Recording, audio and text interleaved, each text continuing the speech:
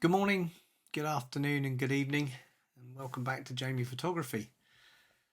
So in this video we're going to do a little bit more advanced day to night. We're going to take some of the techniques that I've already shown, like lighting the lanterns and how you take that light and light the street areas. But in this particular shot we have a lot of festoon lighting to light, and that can be quite tricky to pull off. And what I'm going to do today is going to show you how to do that. So this is the image that we've ended up with. I'm quite happy with it. It's a nice rendition of a night scene here. This is in London. This is on the South Bank, the Anchor Pub. And the image that I started off with here was actually this image here, which is actually a panorama. So I will share for you in the link down below the four raw images that we used to produce this particular shot, and I'll also take you through in the video how to take what turned out to be a 230 megapixel image and reduce that down so it's actually manageable on your computer and you're not pushing your computer too hard with what's expected of it. And additionally, in the video I'm also going to talk about how you can actually use certain tools within Lightroom and Photoshop to reduce the overall impact on your computer's performance, making the images smaller, re-rendering between certain stages to help. If you don't have too much RAM and you don't have a very powerful processor, it's a way to stay on top of it so that it's still fluid, it's still easy to use. So I'll talk you through that as well during the video. So if you like what I'm doing here, please feel free to subscribe and join me here. And if you enjoy this video, then please give it a like. That always helps a great deal. Okay, let's get started. So we've got four images and we're going to create a panorama of these four images. But what I'm going to do first is, before we bring them together as a single panorama, what I want to do is just make some minor adjustments for now, so that we can bring up the shadows a little bit. So I'm just going to open the shadows up a little bit. I'm just going to bring down the highlights slightly as well. And I'm just going to make sure my blacks and whites are correct. And you can do that by holding down the Shift key and just double clicking the word white.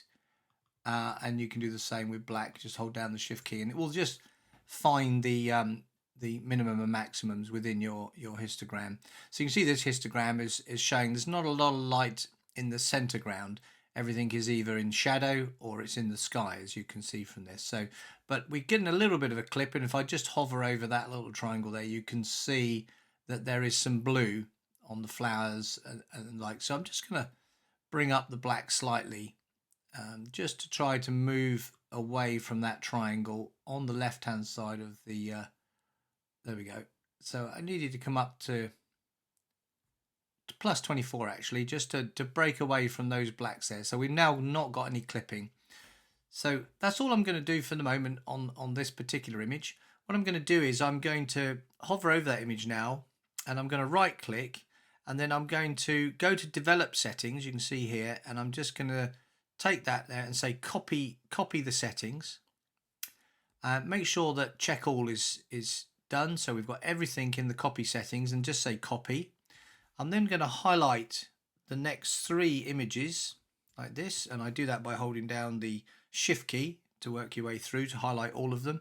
Right click on any one of them, go to develop settings, and then go to paste settings, and it will just take the settings that you had from 1 and apply them to 2, 3 and 4. So they're all the same settings now, so happy with that. So the next thing we're going to do is we're going to bring these together in a panorama. So I've selected number 1. I'll now hold down the Shift key and select number 4 so that we've got all four together. So I'm going to right click, I'm going to go to photo merge, and I'm going to go to panorama. So there is an HDR panorama, but HDR panorama means that when you're doing multiple exposures of each image, so you've bracketed each image, you can select those images plus the bracketed next images of the panorama, and it will do an HDR and a panorama all at the same time. Can take quite a long time on the computer to do that. So in this case we've not bracketed the images, we've just got each one. So I'm just going to click panorama, and it will open up the panorama module here, and it will just process those images, and it will give you what it thinks is the best way of showing these. And at the moment it's selected perspective.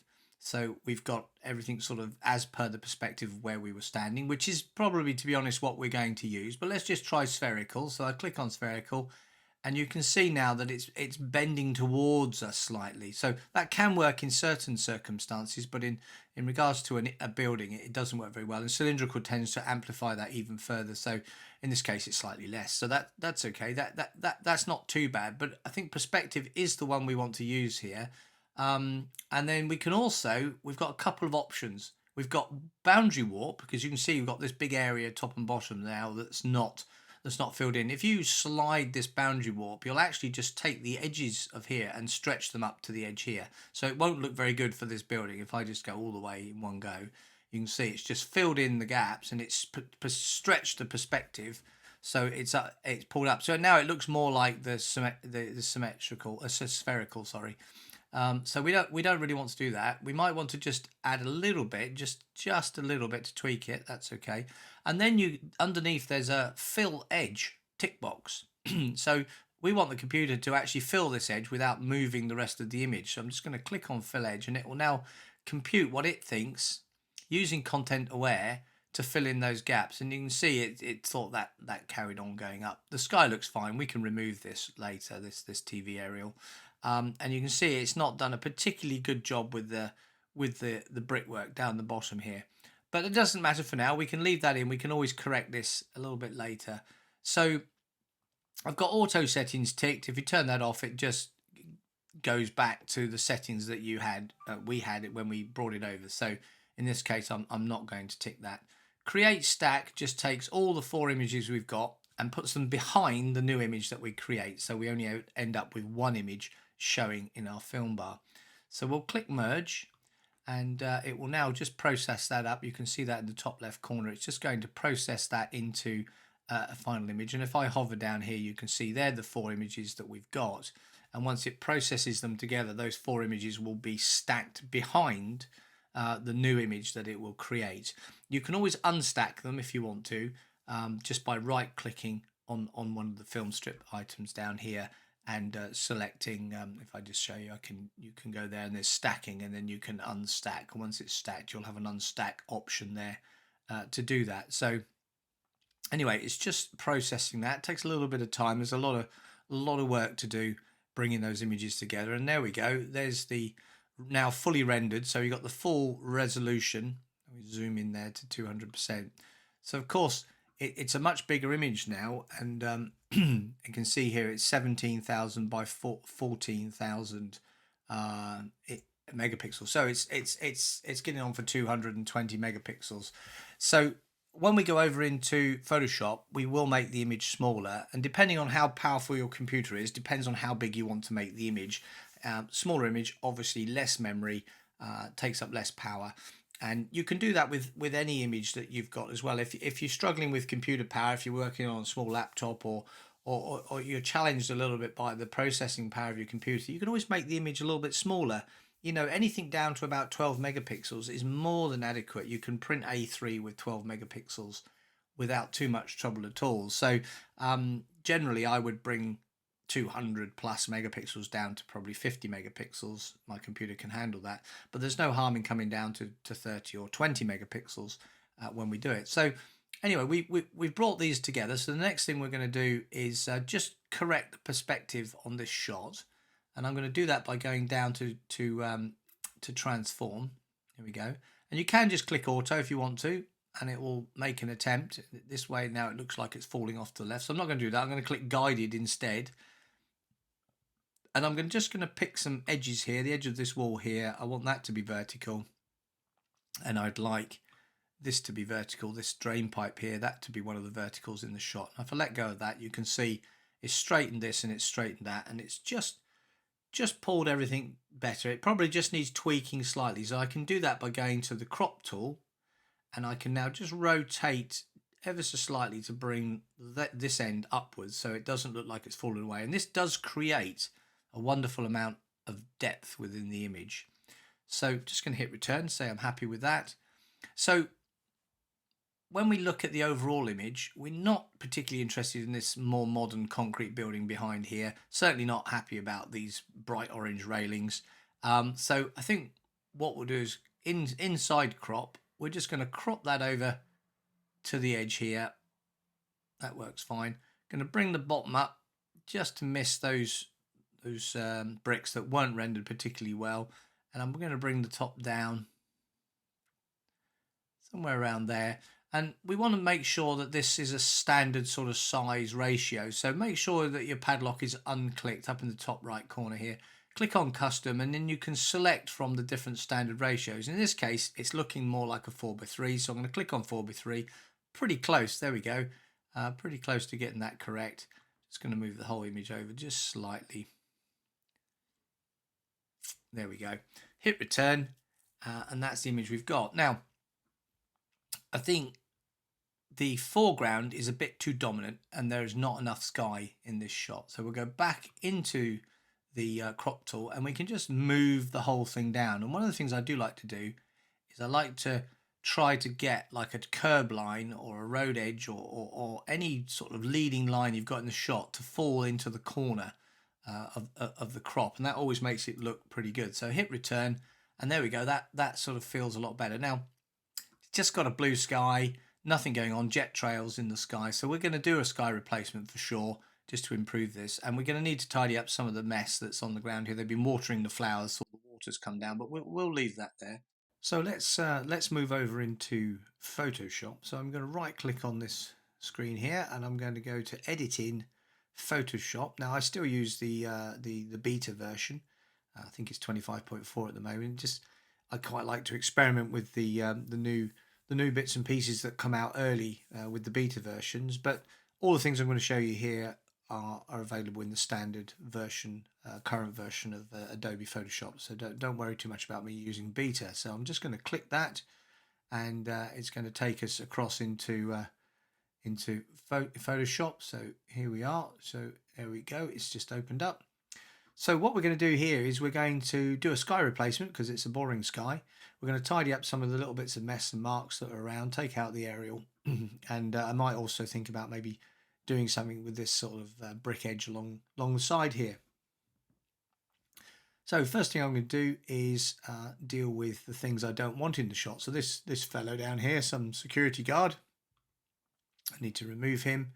So I'm going to effectively go to the lasso tool up here. So select the lasso tool, and I'm going to draw around him, and might take out his chair as well. And then we're just going to,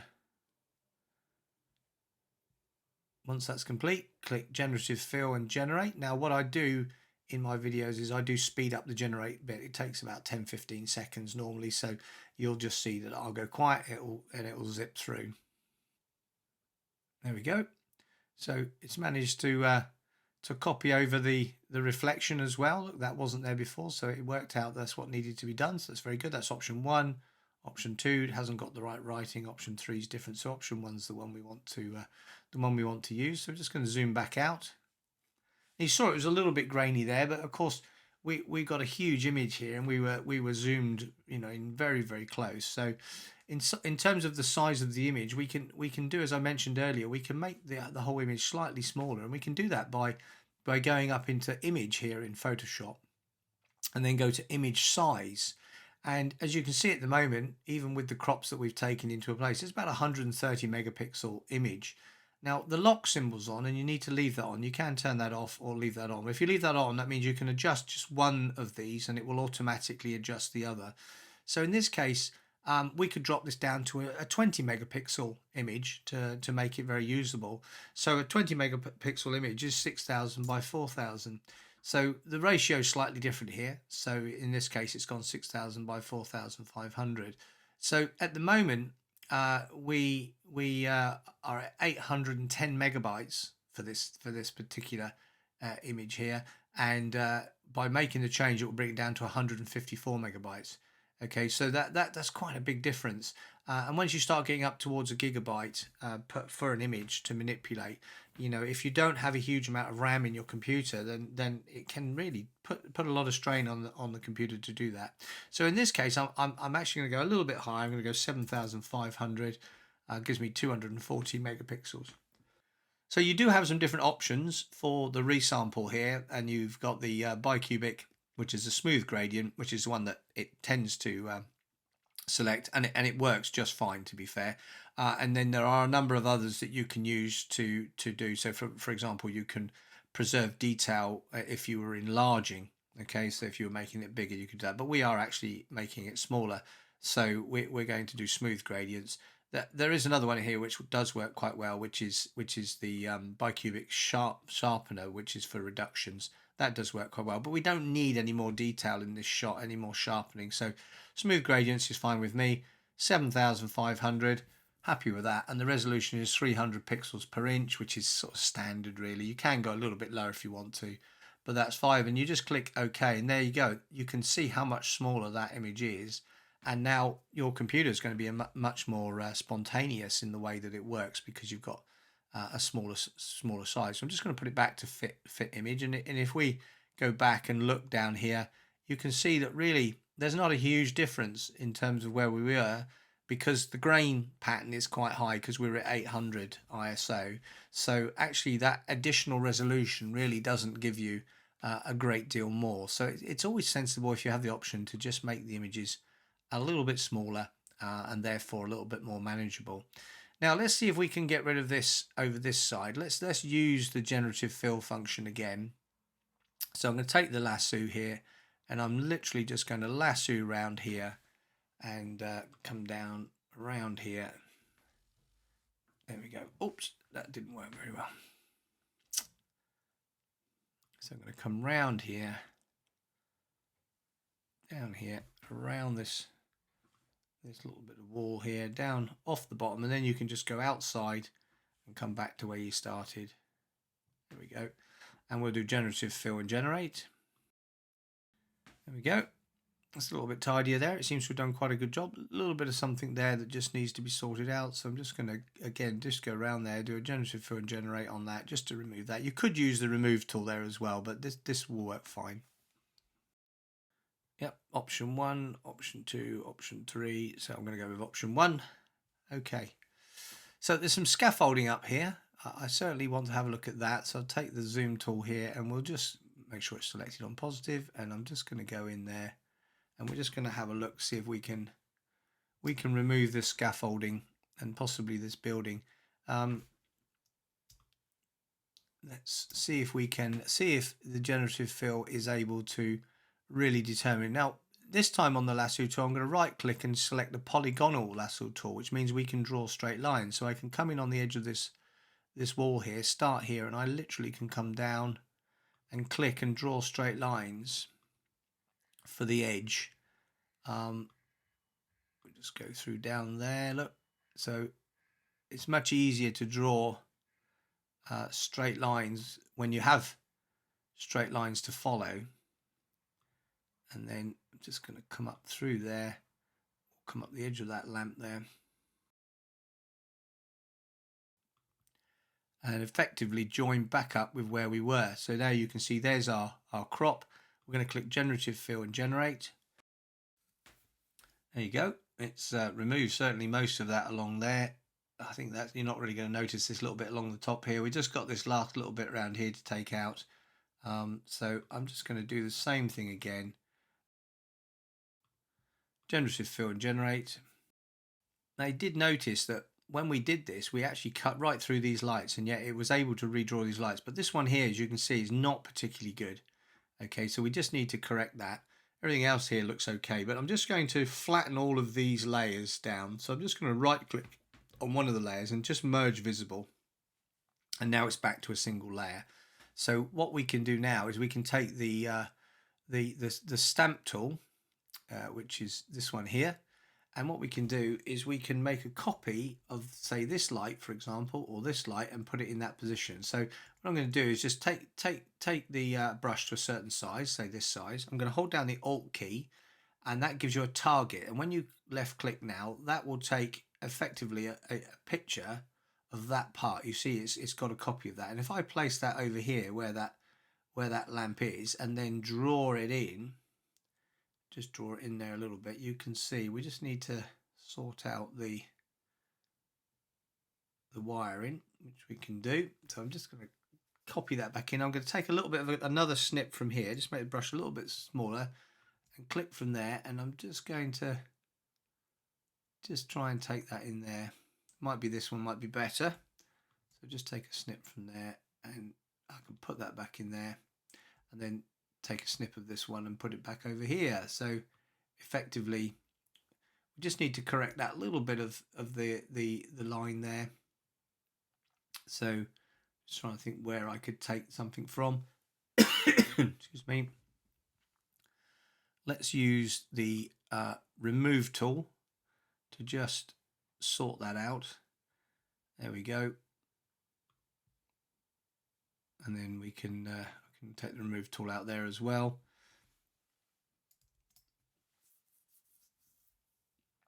And then just this little bit underneath where we had this bit of scaffolding that was still there, we can take that out. So that works okay.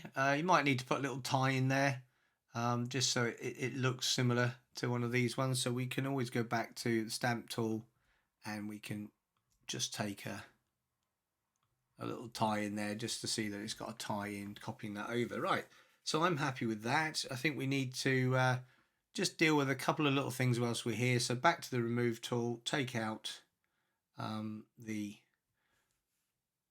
burglar alarm on the wall there.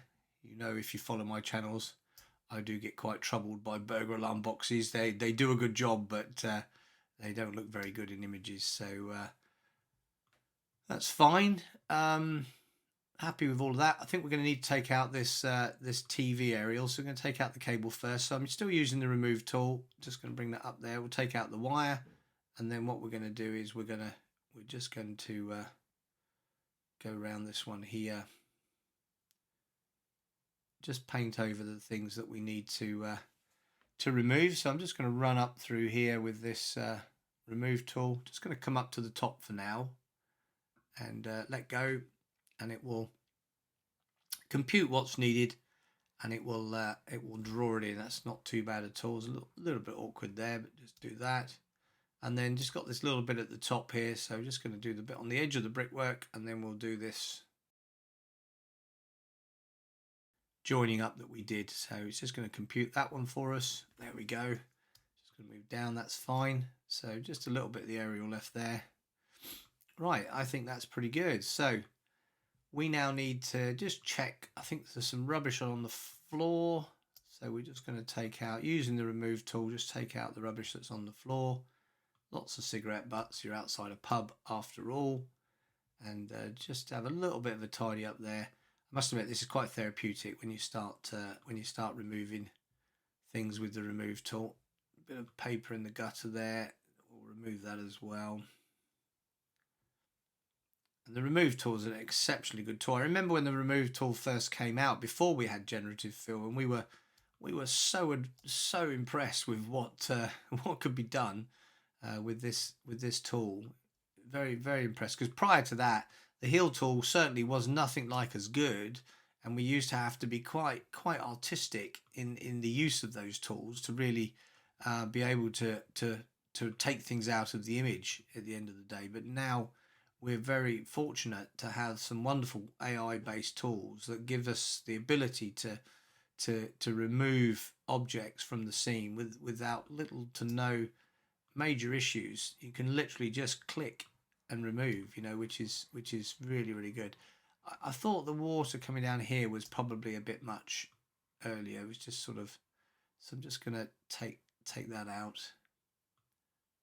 Same here and here.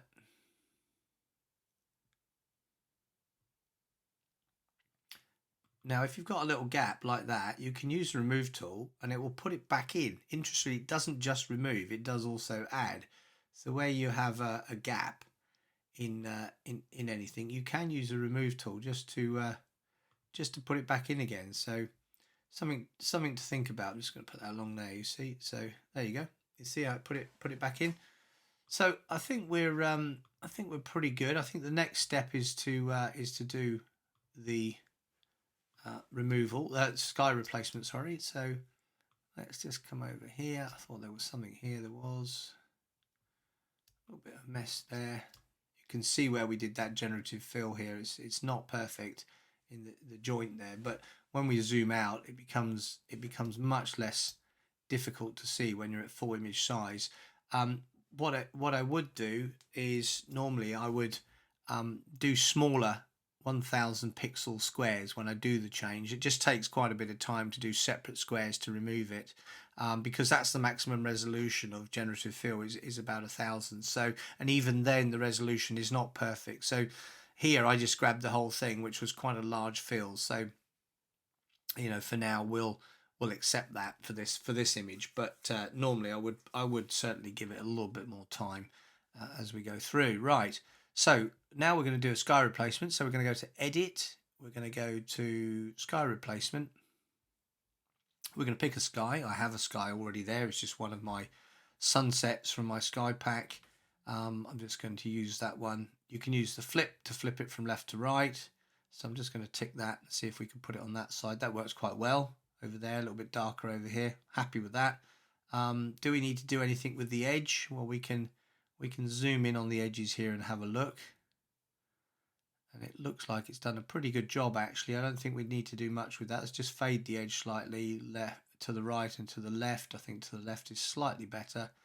I want to introduce a little bit of sky reflection into this reflection in the sign here. So we can do that by grabbing the refine tool here, and we can make the refine tool bigger using the square brackets. I'm just going to go in there about that sort of size, and then I can just paint that in on that sign. Just make sure that you've got that sort of covered, and then you'll see that it's actually putting a bit of the sky from behind. It's putting into that shot itself, into that reflection. Just making that work. There you go. So I'm just passing over it 2 or 3 times, and that just gives us that little bit of sky coming into it. Makes it look a bit more authentic. I can make the overall sky brighter or darker, so I can just move that over there. That works quite well. Add a little bit more color into it just by moving the temperature slider. Scale is just the size of the image, so you leave it where it's set to 100. That means it will effectively fill the frame. And then you've got your foreground lighting, so that's this area down here. So if I just zoom out, so we've got the whole image in the shot there.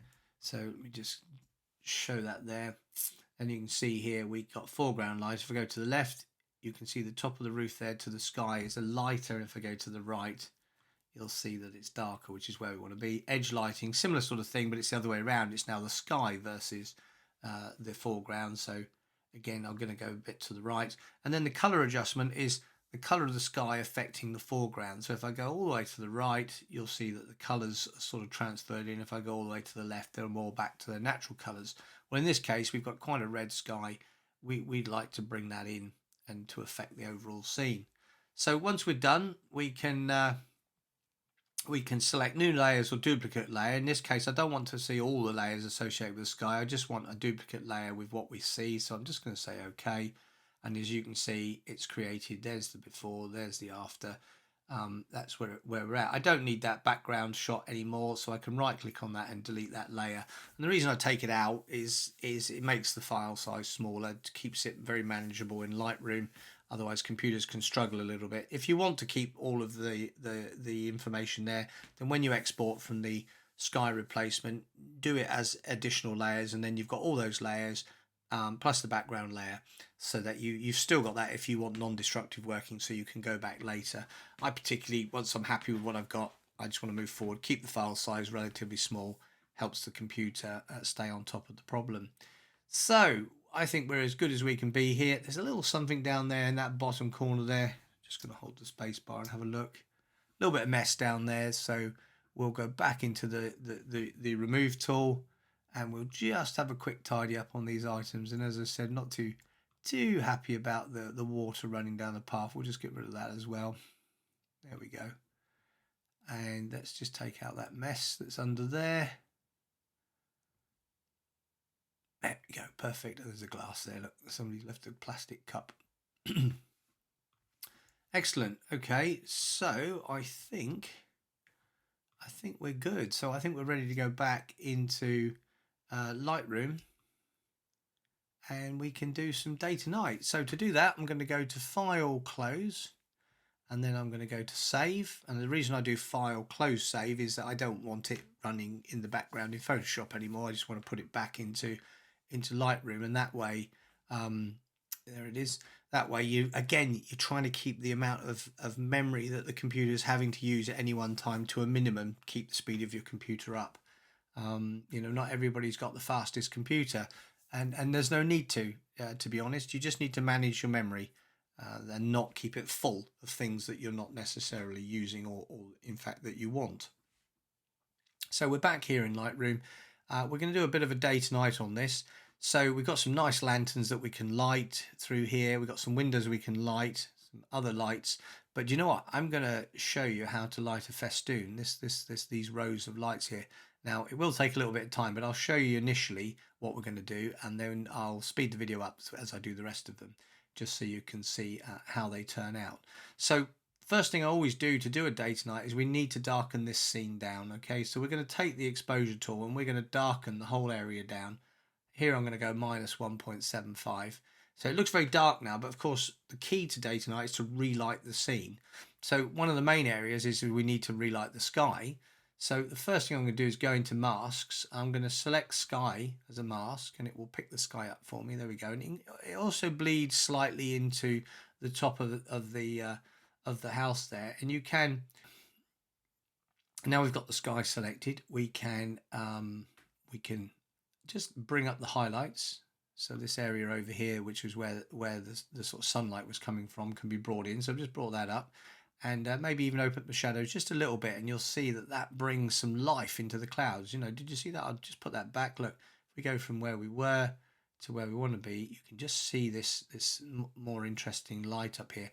And the great thing about this is that if you look at the color wheel, the opposite colors that help each other, contribute to each other, orange and yellows is sort of blues and purples. So you've got orange and yellows on this side, blues and purple on this side. So it gives us a really good opportunity to use the color wheel as well, which we'll also do in a little while. We'll make things a little bit bluer on this side, a little bit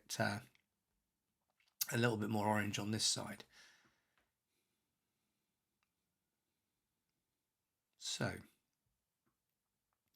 next thing to do is, whilst we're still in the sky mask, is I want to add some contrast to that sky, not too much. I'm going to open those shadows a little bit more.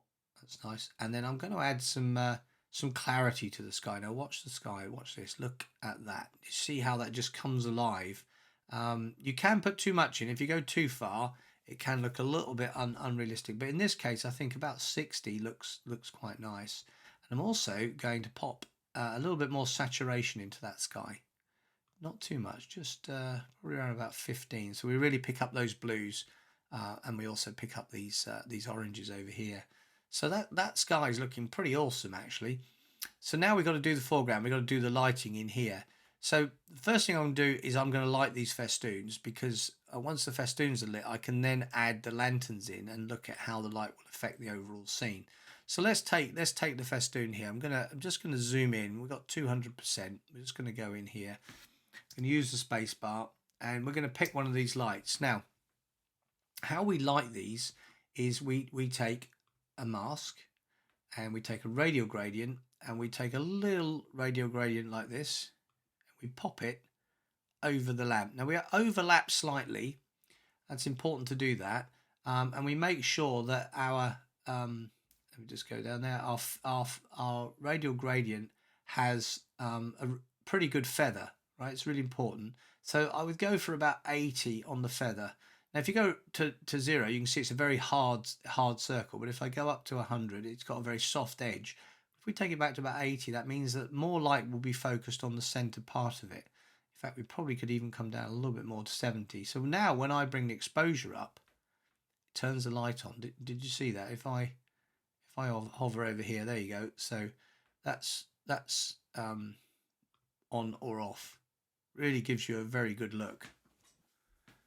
So we need to we will need to duplicate this amongst all of them, but I do want to add in just a little bit of a sort of color effect to that, to just make it look a little bit more natural. You can depending on how much you want to go, but I just think a little bit there, maybe with just a little bit of just a little bit of magenta. Now the important thing here is that if we want to vary the brightness of these later, we don't necessarily want to have to do every one separately, but it's important to note that further away lights will be slightly darker. So in one string, what you could do is copy the radial to every one of these. So you do that by right clicking on the radial itself, and you duplicate the radial gradient, not the mask, because we want to have them all work together. So if I duplicate the radial gradient, it will make me another one, and I can place it over the next lamp, and I can do it again and again and again. Now once I've covered most of the lights that I want to do here, if I change the exposure setting, it will change all of them in that line. Okay, because they're all roughly the same distance away, we can use the same brightness, but the next row back we'll have to do separately. And that we will do by copying the mask. So if I right click and duplicate the mask, okay, now it's given me 3 here because that was the overall mask here. Didn't want to do that.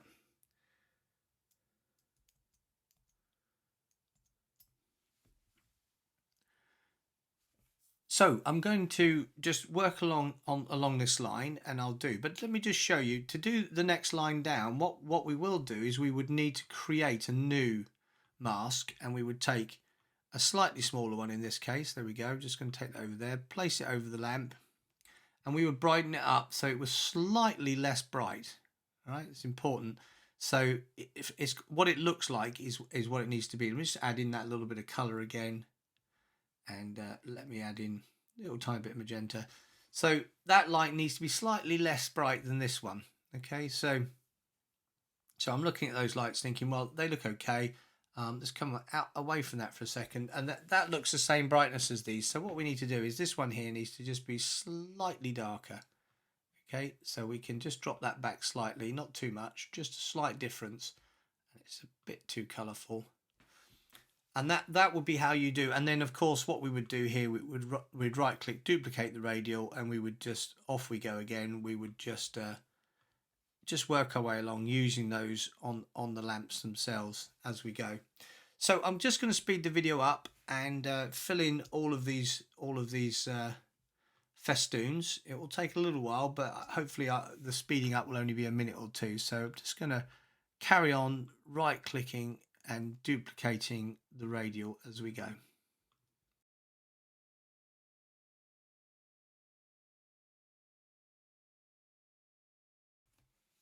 Now where you get to the sky, the lamps are now in front of the sky. The sky's brighter, so it's really important here that we actually don't light up the sky around it. It's okay when you've got this because you've got a little bit of a glare around it where there's a darker background, but where there's not, you do need to bring the radial in onto the actual lamp itself and not have any overlap, because that overlap will stand out very clearly. So now we need to decrease the feather, right? So we need to just sort of come in like so that you're effectively just lighting the lamp itself. So each one now will be slightly different. So as you duplicate and move forward, you'll have to adjust each one ever so slightly, just to be sure that you've got that in there. So I'm just going to make that feather even less on this one, just to try to illuminate it like that. So these are a little bit more difficult, take a little bit more time, but take the time to get it right, and you'll find that it's really worth the effort to make sure it looks natural. At the end of the day, you want to be able to show somebody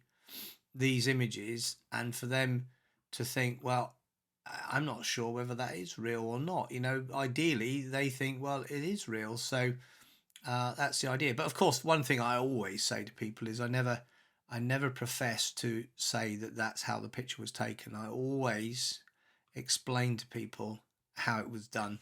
I think it's important that you shouldn't cheat people at the end of the day.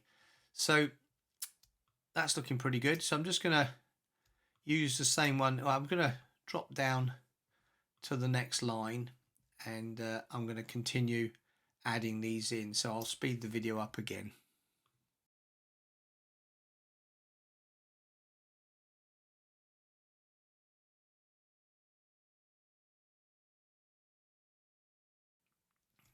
Okay, so we've got I've just come out of there for a moment. We've got all of the lamps illuminated now, as you can see from here. So we also need to find a way of producing some light on the ground from these, which we'll do shortly. Now, just want to pick up on a point about performance.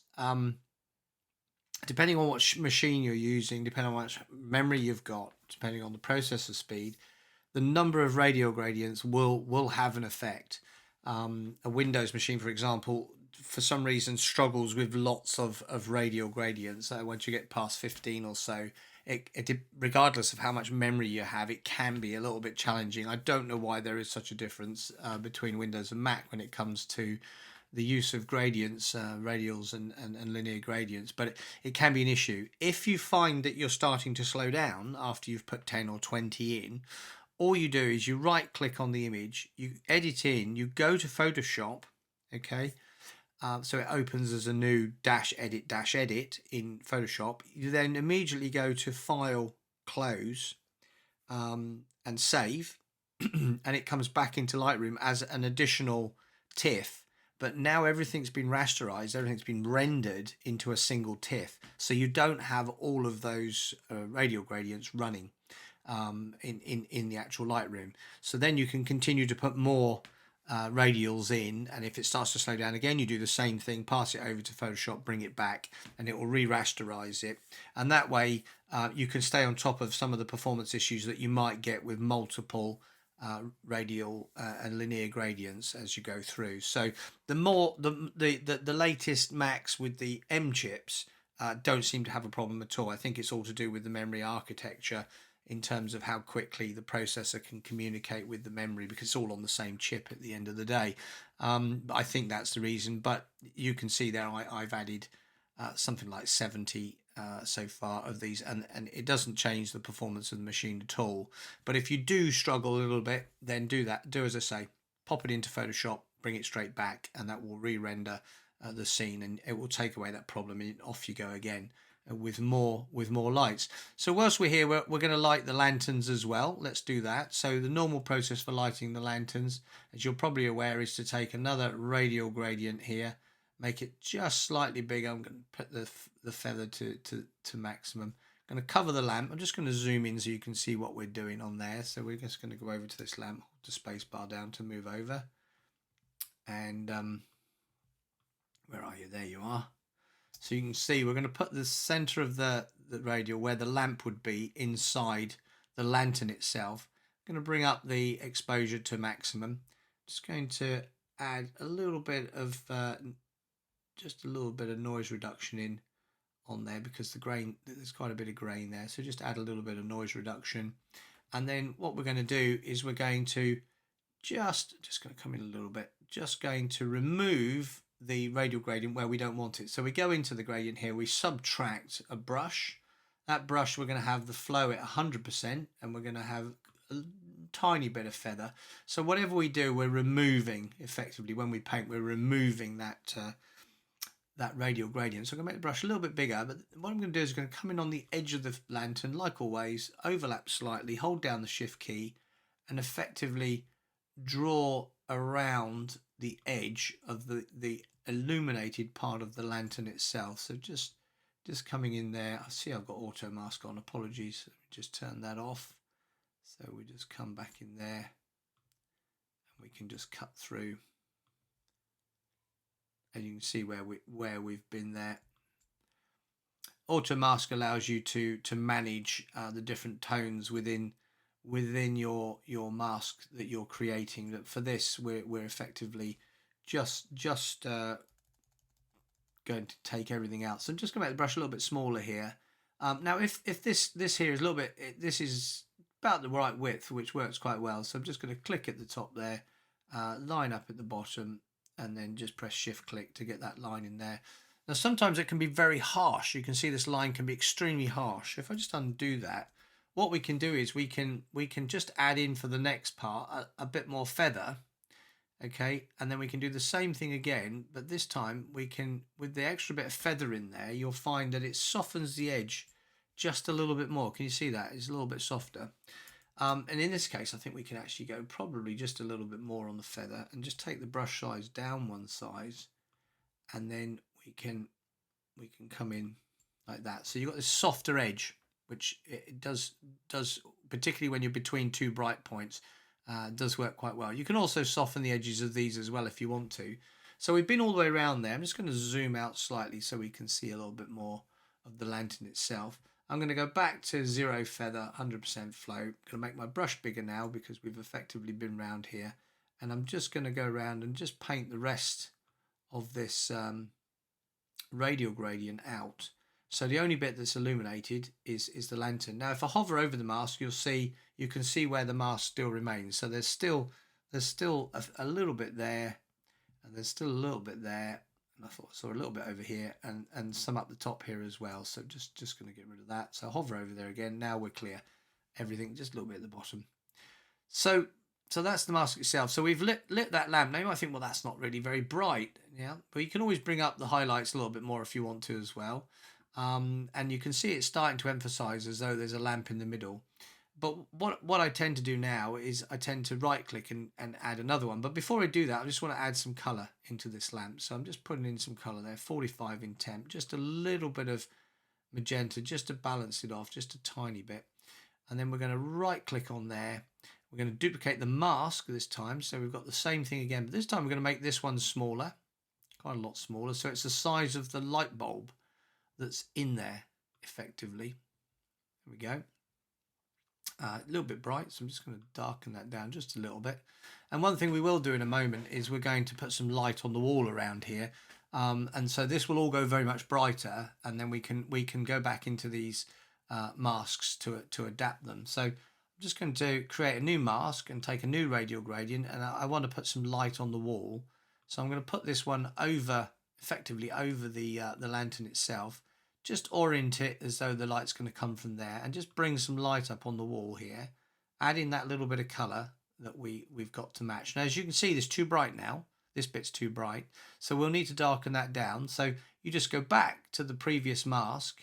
Okay, so this was the main mask, and you can just bring that brightness down a little bit.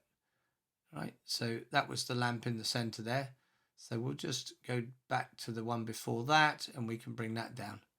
So what you can do is you can pick the level of brightness that you actually want the lamp to be on itself, and that's probably just a little too bright. So I'm just gonna, you see that's the lighting itself, so you can just play with that.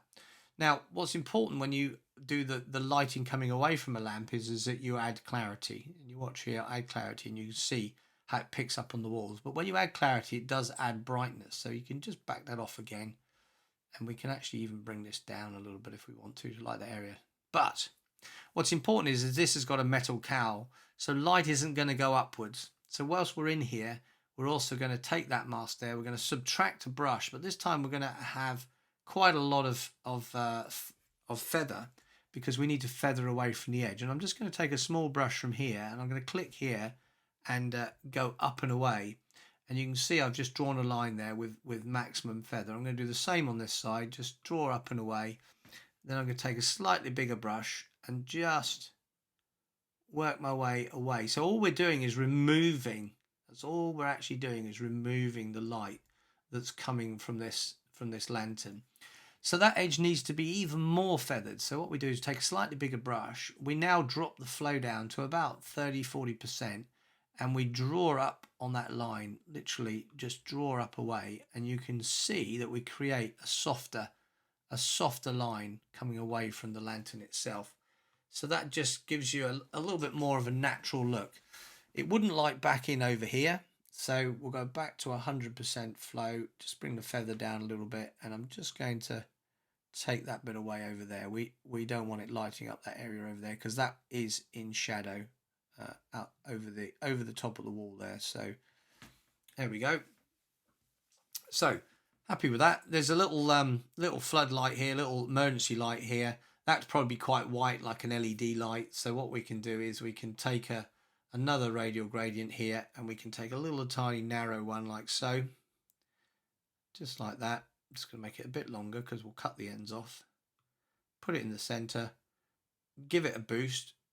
There we go, and it looks like it's on there. Maybe add in some highlight to it as well, so it's nice and bright. We'll just subtract a brush quickly from there, make sure the feather's quite small, and then just take the ends off, just so that it's nice and bright. That's going to cast some light down here, so we're going to take another radial gradient and we're just going to pop one on this sign a little bit higher up, like so, and then we will just add in a bit of light onto that sign, just tinge it with a little bit of colour.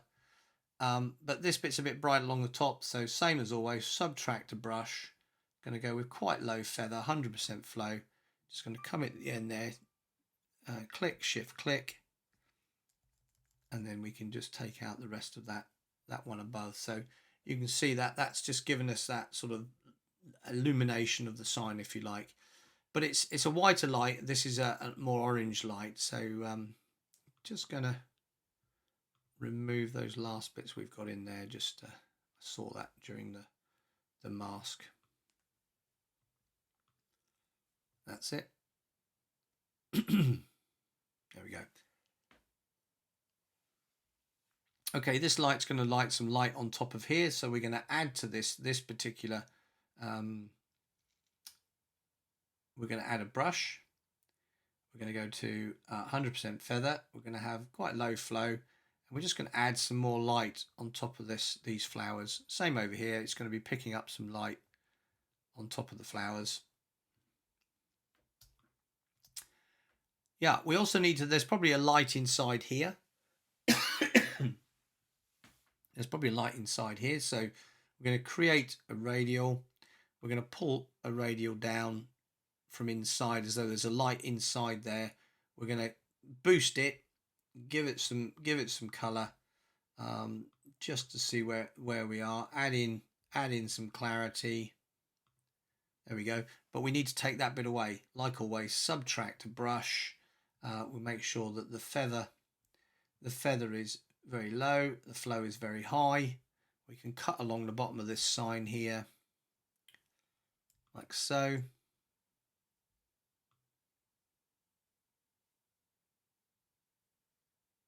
Just taking that away, so we just had what we had there before. Just make that a bit bigger still. There we go. Just gonna cut the edge of that off. There we go. So, and I'm just going to go down the edge here as well, just because the light's effectively inside that area there. So there's some light going on in the background. You can see it sort of reflecting through. We want a bit of light on the ground now, so I'm just going to zoom out a little bit so we can see more. We want to put some light underneath this lantern around this area here. So we're going to create another mask, another radial gradient. We're going to take quite a large one. We're going to place it underneath the lantern. There we go. We're going to rotate it so it's lighting out at an angle. And then we're just going to pick that brightness up underneath that lantern there. And remember to add in that little bit of colour and also add in that little bit of clarity, just so it pops down here. That was a bit too much. There we go. So a bit bright now, so I'm just going to back it off ever so slightly. And there we go. That's the light coming from that area, and we've got that little bit of light underneath in there. We will light some windows, but what we also need to do is light the rest of the lanterns, which I will do shortly. But we need to take this light that's coming from these festoons now and make it look like they're actually producing light. So they're in a string, so the light will gather brightness towards the back here. So the wall needs to be illuminated. So I'm just going to create a radial where the festoon is. So we're just going to create a radial there. So you can see that festoon is lighting up on the wall over here, and then we're just going to bring that up and brighten that area with that color. It's important that we put that color. You can see how that's sort of lighting up along the wall there. Just make that a little bit smaller, a little bit less bright, but it won't go up all the way up there. So same as always, subtract a brush and then just take that bit above out so that you can see that it's just lighting downwards. We're going to create another mask, and we can continue to do this all the way down, and it will get ever so slightly narrower and less bright as we go down here, just where those festoons are, as you can see. Just layering them in there. It might even come a little bit further out with these. Just click on that one, bring it out a little bit further. There we go. and then we can just light that as we come down the front of the building. So I'm going to do another one here, adding in that little bit of luminance there, and just remembering to put that color in. That works very well. This bit up the top here we don't want, so let's take that one out first. Subtract a brush, take that bit off the top, and then same here, subtract a brush. And we got this lantern up here as well. We're gonna have to be careful how we light with that lantern. I might leave that light in there for now. Take another one down here and just keep repeating, finding the right brightness, adding in the right color. Got to take that bit on this one above away. So I'm just going to take that away. We're going to light that sign separately. And I think that's looking pretty good. There's some lanterns down there, as I say, we're going to need to light. But let's put the ground lighting on now. So again, we just keep adding radial gradients. And in this case, I want to take a radial that falls sort of in line. You know, there's the edge of the light there, and this over here is going to be about here. So you've got to turn that just ever so slightly so it matches the lighting from above. And I'm just going to make it quite small. Now this is more subtle, so we're just going to add in a little bit of light and that color, of course, making sure we've got that color in there. I might even pull that slightly more towards the wall there and extend it out. So we want to sort of simulate as though there are little bands of light that are lighting up the ground. Not too bright, it's got to be subtle. So I'm going to right click on this one and duplicate the mask so I can adjust it separately. And I'm going to bring that over here to this one. A little bit brighter because it's a little bit closer. So just bringing that brightness up just a little bit, not too much. A little bit more color in this one, not too much again. Right, let's duplicate the mask. And we keep working our way back. And it doesn't necessarily have to be one for every festoon, because it's just the effect that we're after. So just make that a little bit smaller there, a little bit narrower, because it will get narrower and less bright the further away we go. So just back off the brightness just a little bit more, so you get that effect of it actually not being quite so bright the further away it is. And when distance doubles, the amount of light sort of quadruples. So you need to understand that as you get further away, the amount of light itself will be less. And if you don't do that, then it won't look natural. And I see a lot of day to night shots where every single light radial that's applied are all exactly the same brightness, and that really just doesn't work. So let's just tilt that one just a little bit more that way. And the same with that one. Yeah, so there we go. So let me just come out of that for a second. So you get that feeling of the light coming away from the front of the building. Works very, very well. So we've got these other lanterns to do. There's a lantern upstairs there as well, but there's this main lantern here. We need to deal with this one, and there's two below which will also light up the front of the building. So let's do the one at the top first. Let's take a radial gradient, as always, slightly bigger than the lantern itself. Come in over the top of it, brighten it up. Yeah, we're going to zoom in so we can see what we're dealing with. There we go. I'm just going to add a little bit of noise reduction to that because it is a little bit noisy there because it was at 800 ISO.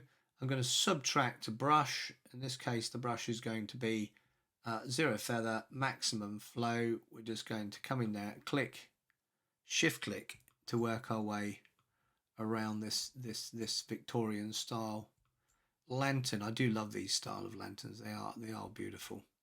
And then we're just going to wash across the bottom there as such.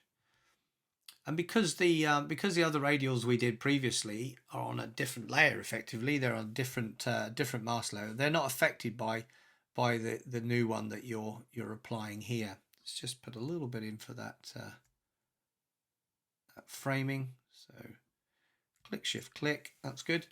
Right, I'm going to take another and just zoom out slightly because I just want to be sure we have got everything from there. So let's just hover over the mask there, a little bit top and bottom. So back into the brush, make the brush bigger.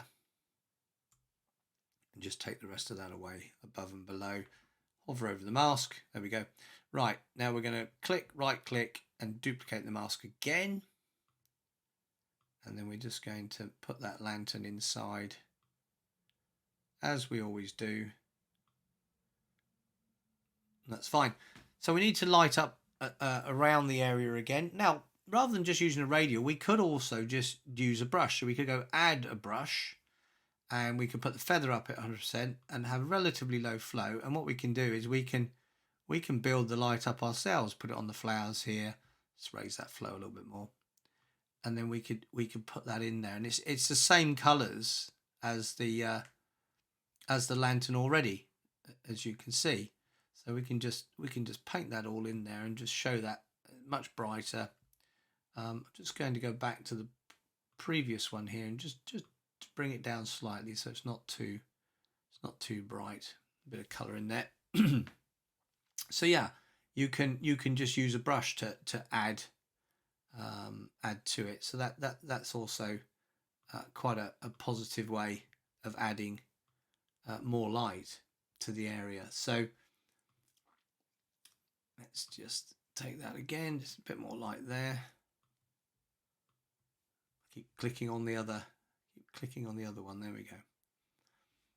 So I want to light the sign up as well. So a little bit more difficult because this sign is an open sign. So if we just light it up, you know, it will light the window up behind. So there is two little floodlights. You can see them here, 1 and 2, just here. So we can take a radial gradient and just pop it over the end of the lamp there and brighten that up. And what we can then do is make a new radial here and pop it on the sign itself. So we're just going to make that as big as the sign. There we go. So it's probably going to be brightest at the bottom, actually, like so. Probably a bit bright. We'll just back it off slightly, add a bit of colour into it. And then it looks like this light is lighting up the wall and the window, and this bit's lighting up as well. So you get more of a spread of light there. Still probably a little bit too bright. Just going to bring that down slightly and just add in a bit of clarity on that area. So I'm just going to speed up now the video so I can do these lanterns. There's a couple of lanterns along the front here, and there's one street light at the end. I'm just going to do those, so we'll speed up for that. So I'm just going to create a radial gradient as always, and then just race through these, okay?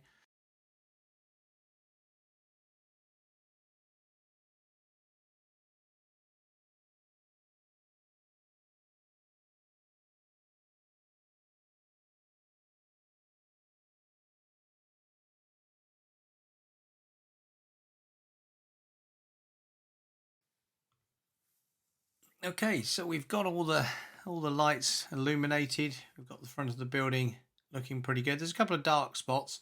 Now the video is going on rather long now, so I'm not going to light the windows here, but normally I would light the windows as well, and you get that effect, but we'll end up with a 2-hour video if I do that. So instead what we're going to do is infill these darker areas with a little bit of light. So we can grab a brush, just a new mask with a brush, have the flow relatively low, feather quite high, choose some degree of exposure with a little bit of yellowing just to bring it in, and we will just gently just bring up the areas between where it's darker, just brushing that in, just bring it alive a little bit more so the front of the building is not really dark between the lights, and like these barrels up and bits and pieces along here, just picking up a little bit more light around these sort of areas where it is still quite dark, as you can see here. So just going to put a little bit up there as well, just because there is a light up there.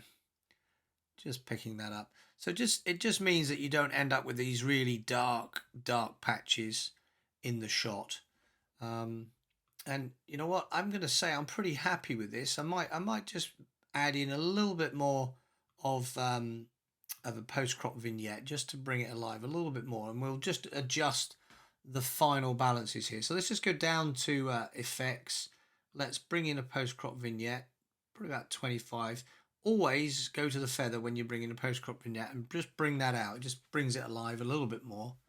Then I'm going to go back up to the top main sliders here, and we're just going to think about, can we open this up just a little bit more? So just going to open up the shadows just a little bit, bring down the highlights just a little bit as well, just to find that balance point. Let's look at our whites and our blacks. We'll hold down the Alt key, and then we'll move the white slider. So you can see all the white lights there. You can see them all. That's fair enough. I'm quite happy with that. And the blacks, we're just going to bring the black, so a little bit of black is just biting in the darker areas. So we've got the right contrast areas here. I think I'd like to just add a little bit more to the sky up here. And I think I'm going to do that by just taking a mask and taking create a new mask with a linear gradient here, and just bring it in from this top left corner like so. And I'm just going to darken it ever so slightly, but I'm going to add a little bit more blue into that top corner there, and just offset it with a bit of magenta. That looks quite nice. And this brightness of sky is really gonna show up here, you know, on the ground. So let's just take a radial gradient here, and just pop a nice big radial gradient down here, just as though the light is coming from the sky up there. Of course, we need to match the color, so we're just gonna put in some yellow, plenty of magenta there, not too much, just to balance it out just a little bit more. So you're seeing like a bit of light coming from up there. I think that works quite well. Just put the shadows a little bit on that, bring down the highlights. Yeah, and I think we're somewhere close. There's a little bit darkness up here, so let's just take one more radial gradient and pop it up here, just so that we're not got this big black patch there. I'm just going to subtract the sky from this radial, so we don't get the sky in it. There we go. And then I'm just going to brighten that up ever so slightly, just to bring in with a little bit of colour, just to bring that in up there. So overall, I think I'm quite happy with this. I'm just going to go back to the brush here, and just take that brush and just take a bigger slice there, just to add a little bit more brightness into the center of this wall, this detail here, just so it sort of pops a little bit more. And then yeah, I think we're pretty well done. Just bring those highlights down just a little bit more, open up those shadows a little bit more.